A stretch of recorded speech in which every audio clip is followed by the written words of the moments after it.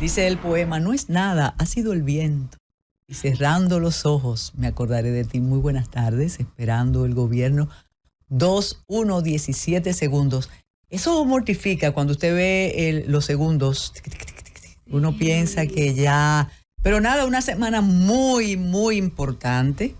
Estamos a la expectativa de todo lo que va a ocurrir en la Asamblea de Naciones Unidas, porque naturalmente nos imaginamos que ahí se va a dilucidar la posición dominicana en relación al cierre de la frontera, la posición de Haití siempre contradictoria en sí misma. Eso es fascinante, porque las posiciones políticas empresariales de Haití o en Haití se contradicen a sí mismos. Pero tenemos detalles sobre eso, porque ya el presidente habló en la Universidad de Columbia, pero eso lo vamos a comentar en el decurso del programa. Gracias a todo el equipo de la Z101 por hacer posible Esperando el Gobierno, y naturalmente se espera el Gobierno de la Tarde, que también lo hace posible, el extraordinario equipo. Un saludo muy especial a los bienvenidos, a las RRR de Isabel. Sí, las tres. Las tres R's. Falleció Aníbal de Peña en un país donde las glorias son olvidadas muy rápidamente, sobre todo cuando no nos encargamos de reconocerlas, pero hay varias generaciones que recuerdan, admiran y reconocen el trabajo de Aníbal de Peña, cantautor dominicano que tuvo o tiene composiciones emblemáticas que marcaron épocas muy difíciles de la vida política dominicana. Me estoy refiriendo primero a sus boleros, porque hay momentos políticos que tú te identificas con una canción romántica, con una melodía. Exacto, Mi Debilidad, Muchachita de mi pueblo.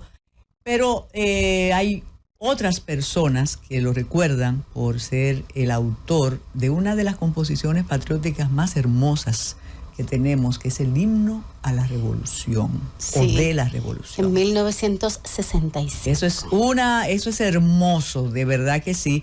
Y compartió con otros autores las letras de otro himno extraordinario, que es el del Partido Revolucionario Dominicano. Aníbal de Peña, además de su carrera como solista, una carrera como político, hizo vida artística junto a su compañera de toda la vida, Iluminada Jiménez, y a dos de sus hijas o a tres de sus hijas que formaban parte de un grupo musical que se presentaba en los programas de televisión y de radio hasta los años, principios de los 80.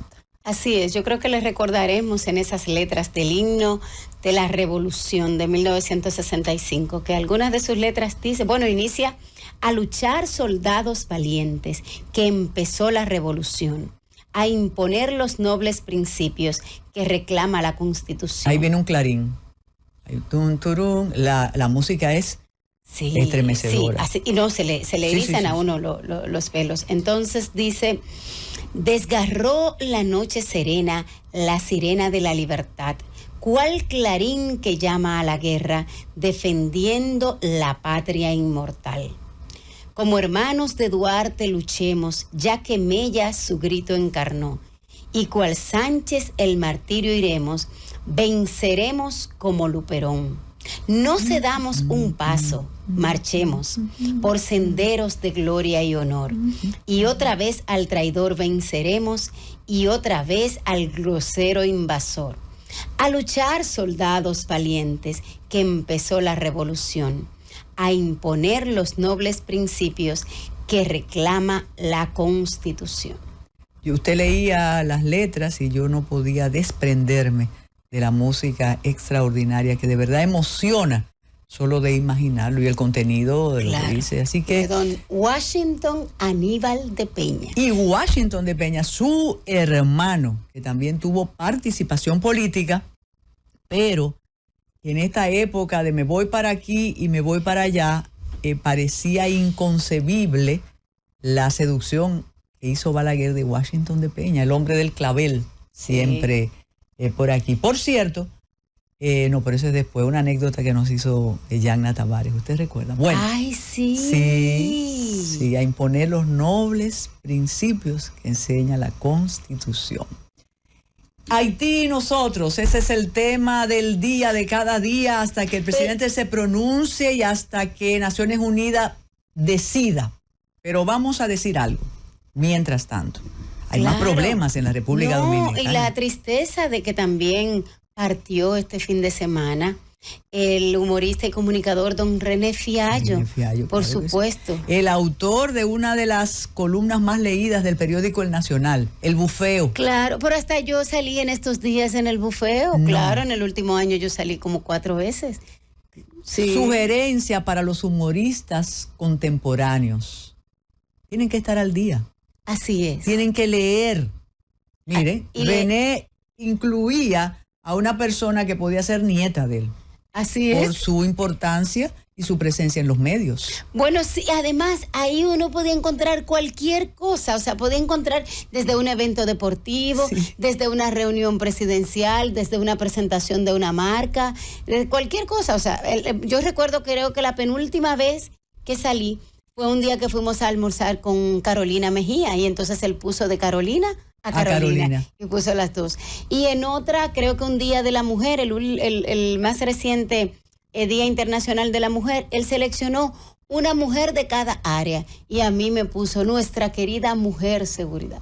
Sí, René ocupó un espacio importante en el humor, en la crónica dominicana. Sí, ojalá con su página y también, bueno, que ya de hecho estaba en las redes sociales. Yo lo esperaba cada domingo en la tarde, donde mami, yo después del almuerzo miraba a ver qué puso René en el bufeo, porque de hecho ya me lo enviaba, yo estaba como suscrita en Instagram al bufeo. Entonces, ojalá y pase lo mismo que pasó con la página de imágenes de la historia dominicana, que sigue igual, que se sigue publicando, de hecho incluso en su memoria. Es cierto. Entonces, ojalá y los colaboradores de don René pues puedan quizás continuar con ese legado que ha dejado él. ¿Sabe qué? Imágenes de la historia que comenzó como un atrevimiento. Sí, claro. Se ha convertido en una referencia, sí, un archivo. Imágenes de nuestra historia. De nuestra historia. Oh, pero hay cosas que yo quiero verles. Yo digo, déjame ver si por casualidad la publicaron en Imágenes de Nuestra Historia. Y ellos también están haciendo algo muy interesante en Imágenes de Nuestra Historia. Vaya nuestro saludo para ellos. Y es que aprovechan las efemérides para colocar fotografías de determinada época, y entonces estas nuevas generaciones que solamente se quieren informar o orientar a través de las redes sociales, pues le va llegando esa cápsula histórica que tanto nos hace falta. Que a propósito, ¿cómo se conserva? ¿Cómo se puede conservar eso? Es un portal específico que ellos tienen. ¿El cual de los dos? Imágenes de Nuestra Historia. Sí. No, es una página de Instagram. No, porque comenzó en Facebook. Claro, sí. Una persona muy cercana. Claro, pero es todo un conglomerado multimedia. Me parece que ya también tienen canal de YouTube. Pero el archivo es en la nube. Por supuesto, debe tener un repositorio en las nubes, pero ahí hay muchas riquezas que ellos han ido capturando. Y hay personas que les hacen llegar también imágenes importantes. El arquitecto Pantaleón. Así comenzó, le digo, como un curioso, una curiosidad. Claro. Y convirtió en ese sitio que, por cierto, siempre nos vamos a comentar que nos sorprendió su despedida. Así es. El presidente Luis Abinader no solo que ya está en Nueva York, sino que ya tuvo su primera participación, esta vez ante los estudiantes de la Universidad de Columbia. Naturalmente, él explicó lo que ya nos ha explicado a nosotros, lo que ya nosotros sabemos, pero lo hizo ante un estudiantado, ante un público estudiantil no amable con la posición de República Dominicana frente a Haití. Y hubo una estudiante que insistía en hablar del racismo. Le dijo al presidente de la República Dominicana si estas medidas no tienen que ver con el racismo. El presidente de la República le dijo a la estudiante que nosotros somos una comunidad mulata, y además señaló la cantidad de recursos que invierte el Estado Dominicano en asistencia a las parturientas haitianas y todo lo que contribuye, y le dijo, no hay ningún otro país, ningún otro estado que haga eso.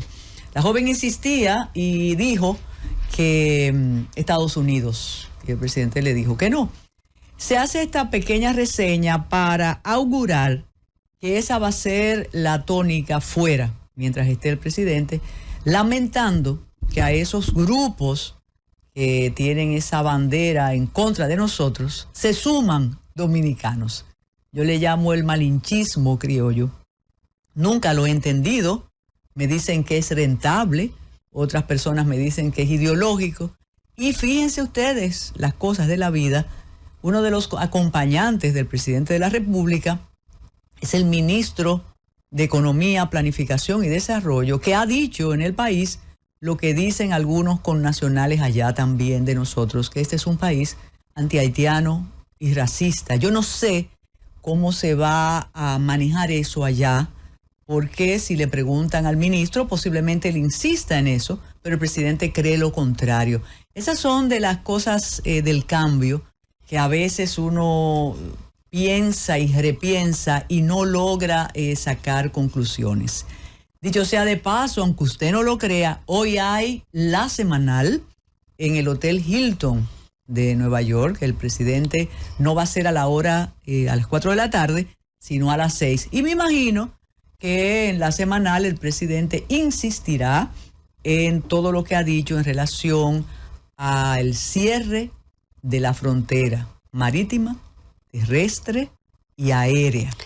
Sí. Un cierre que no puede ser permanente, y es ahí el lance más atrevido de la administración de don Luis Abinader, que creo que como todo jefe de Estado, él debe haberse enterado de alguna resolución que viene por ahí, que sería una salvación para el presidente sin tener que claudicar.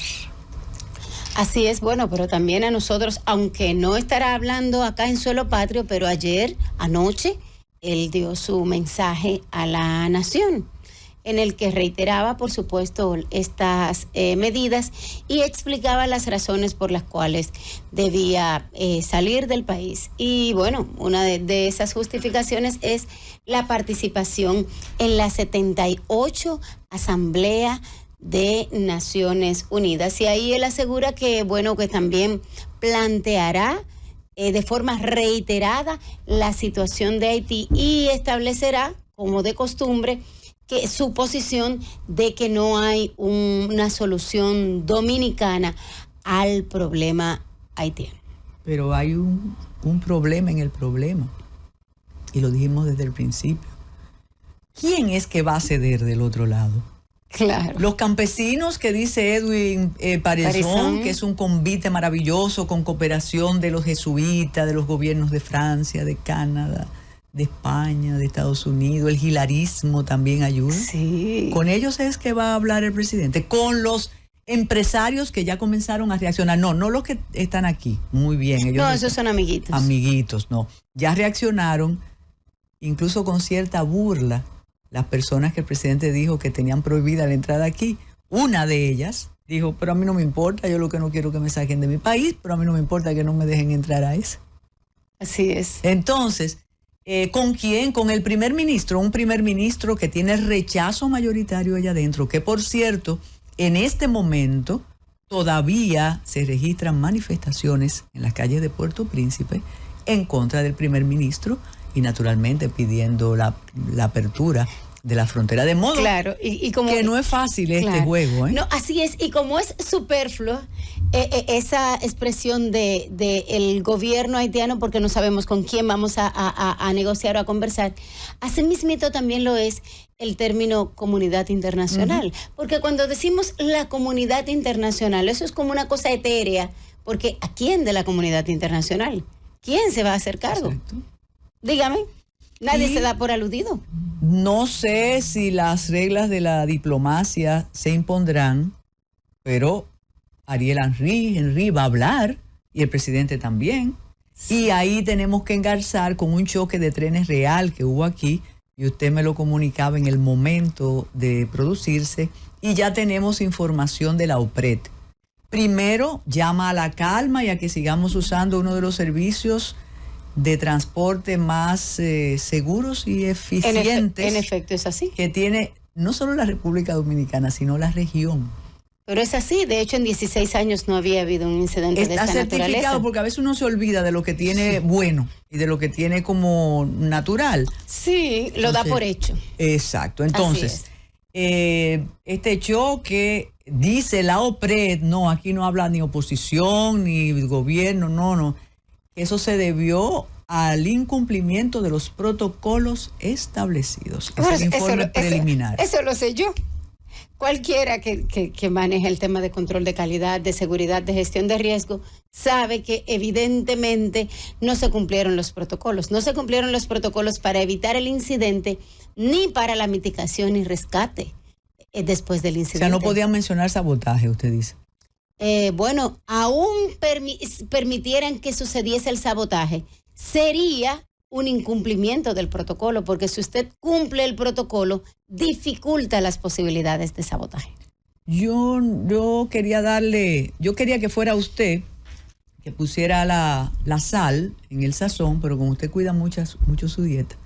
Pero todo esto ocurre cuando hay una constancia de protesta de antiguos empleados del metro, técnicos. Claro. Técnicos, los que no se quitan porque tú no votaste por mí.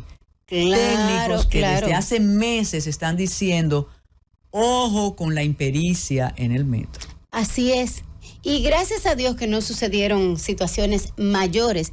Sin embargo, que eso nos llame a la atención, porque no es la única institución en la que se ha salido de los técnicos por la necesidad de colocar a los compañeritos. Y es entendible porque ya no más queda un año.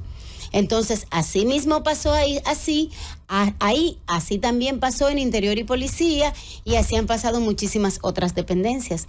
Entonces, ahora mismo... ¿Pero que queda un año de garantía de los vagones? No, queda un año de esta gestión. Entonces, a los compañeritos que no les han cumplido, pues imagínense.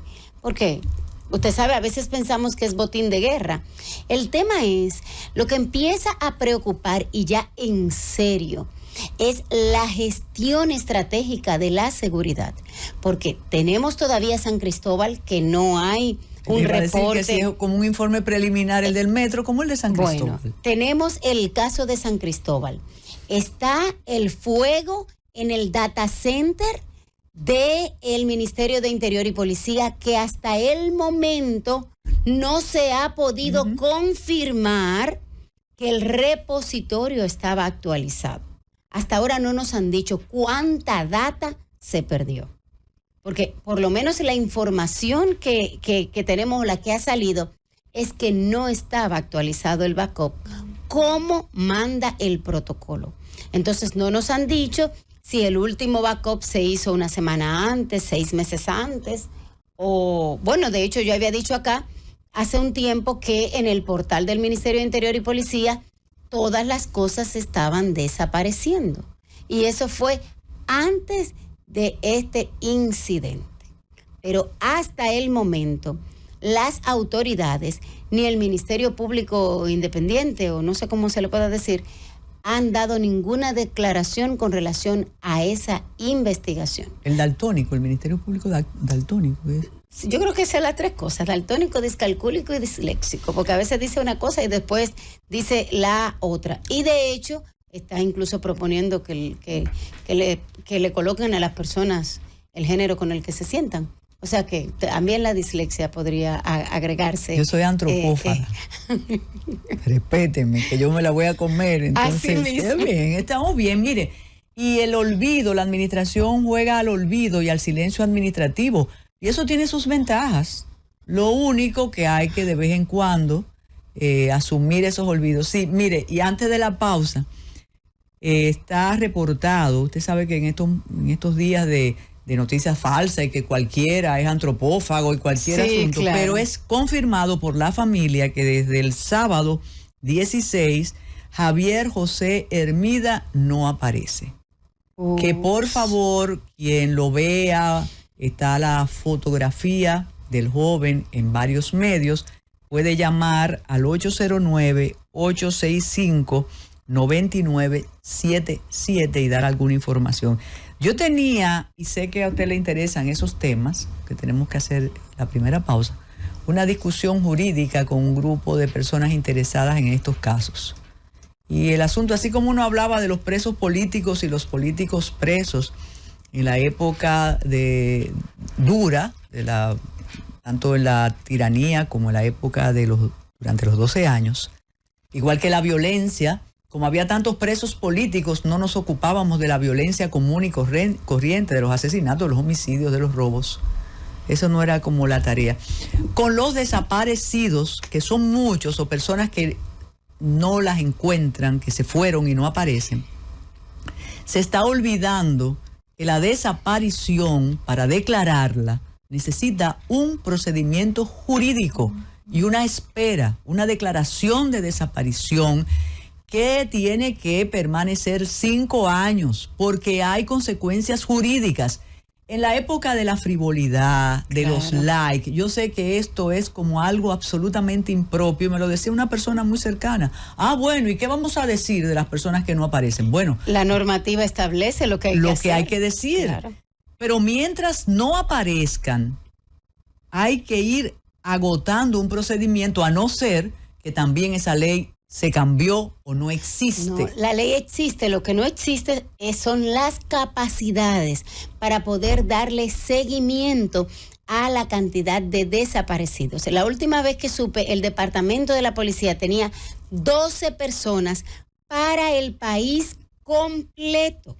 Entonces, el proceso judicial agota un mínimo de 5 años, pero el proceso de una investigación abierta dura hasta que esa persona podría estar vivo. O sea, podría durar 60, 70, 80 años. Porque hay consecuencias jurídicas. Hay algo en estos casos. Son jóvenes, la mayoría de los desaparecidos. Sí. Algunos sin compromisos familiares tradicionales establecidos.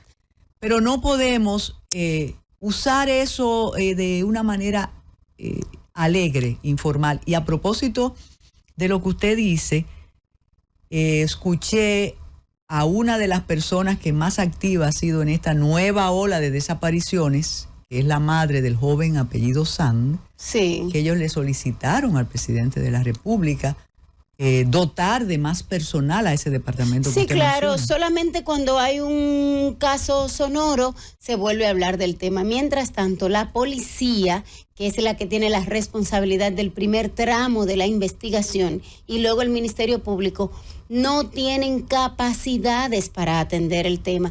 Y a nadie le importa. Bueno, en estos días no colocaron una alerta ámbar y no sé qué cosa. Es que estamos haciéndolo muy universal el asunto. Sí, pero pues deroguen la ley y hagámoslo con alerta. Simple y llanamente eso. Y nos decían los especialistas en este tema, que también trabajan en el tema de trata y tráfico de personas, que hay desaparecidos, no localizados, extraviados. Son muchísimas las categorías. Y hay personas que incluso la policía los localiza y le hacen saber a la policía que no les interesa ser ubicados o ser localizados o estar puestos en contacto. Y hay un derecho humano a la privacidad, que si una persona decidió recoger sus motetes o dejarlos ahí e irse, a menos que haya violado una ley, la policía tampoco puede dar la información aunque la tenga. Pasó un caso específico de un niño recién cumplido los 18 años. El niño desapareció y el padre estaba vuelto loco y sin idea buscando el niño. Resulta que 3 meses después, haciendo la policía la investigación, la madre le informó a la policía a cargo. Le dijo, el niño está en México con una tía mía. Lo que pasa es que éramos víctimas de violencia. Y el niño pudo salir del aeropuerto porque ya tenía 18 años. Pero resulta que ahora ese niño hay que protegerle los derechos porque en México es menor hasta los 21 años. Exactamente. Entonces, el señor, el padre, iba cada semana a la policía diciendo, denme información sobre la situación de mi hijo. Y me decía a mí la gente que estuvo a cargo del caso, ¿cómo yo le informo a ese padre que ya nosotros ubicamos el niño, pero que ahora el niño lo tenemos en protección, precisamente de él? Aunque la ley, lo que tiene que ver con el Estado civil, son las leyes nacionales, Pero eso es un caso interesante. Y a sí, propósito, pero en el tema de la Interpol y la cooperación con la policía de allá, ya allá lo tratan como un menor el caso. Y a propósito de la categoría que hay que tener, yo insisto, para tú declarar desaparecida a una persona necesitas un proceso. La condición de todos estos muchachos es de extravío o de no localizados. Exactamente. Porque entonces estamos metiendo esa nomenclatura que no se adecúa a la ley que tenemos vigente. Después vendrán otras leyes. Ni a la como realidad, cuando se habla de feminicidio, ni a las capacidades. Cuando se habla de abuso de confianza en un caso que no tiene los 5 contratos que determinan lo que es abuso de confianza. Y entonces, a propósito de feminicidio y robo de celular no están tipificados en el Código Penal de la República Como Dominicana. cuando aquel secuestro, que Salvador Sánchez debe recordarlo perfectamente. Saludos a Salvador. De Cromley, eso no estaba tipificado. No. Después fue que vino la ley. Ahora sí tenemos que hacer una pausa en esperando el gobierno de principio de semana y con muchas informaciones para darle la bienvenida a una invitada que nos va a sacar un poco de esta cotidianidad, violencia, de tensión, de expectativa. Así que hacemos la pausa, Francis.